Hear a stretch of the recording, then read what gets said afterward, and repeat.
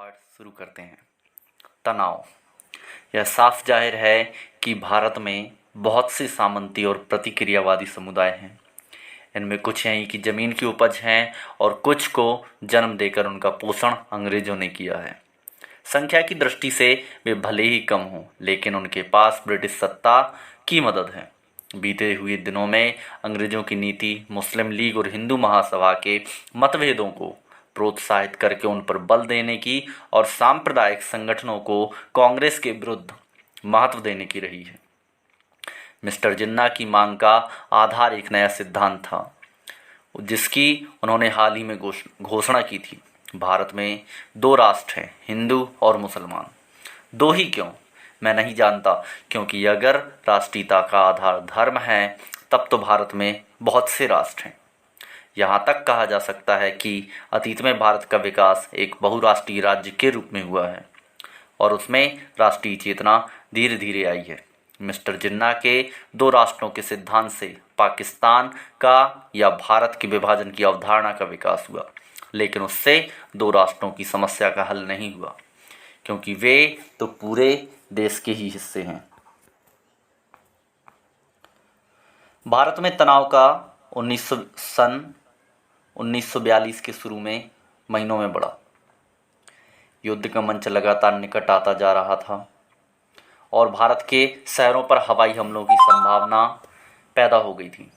जिन पूर्वी देशों में युद्ध जोरों पर था, वहाँ क्या होगा? भारत और इंग्लैंड के संबंधों में क्या नया अंतर आएगा? चुनौती। भारत छोड़ो प्रस्ताव। बम्बई में 7 और 8 अगस्त को अखिल भारतीय कांग्रेस कमेटी ने खुली सभा में उस प्रस्ताव पर विचार किया और बहस की जो भारत छोड़ो प्रस्ताव था। वह एक लंबा और विशद प्रस्ताव था।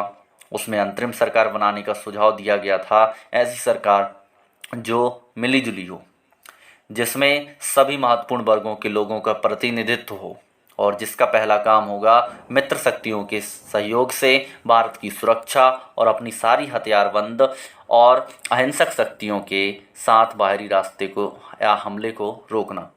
कांग्रेस कमेटी ने संसार की आज़ादी के लिए ब्रिटेन और संयुक्त राष्ट्र से फिर अपील की और इस बात की स्वीकृति देना तय किया कि गांधी जी के अपरिहार्य नेतृत्व में अहिंसात्मक ढंग से एक जन आंदोलन शुरू किया जाए। यह स्वीकृति उसी समय लागू होती जब गांधी जी ने ऐसा निर्णय लेते। अंत में कहा गया कि कमेटी कांग्रेस के लिए शक्ति हासिल करना नहीं चाहती।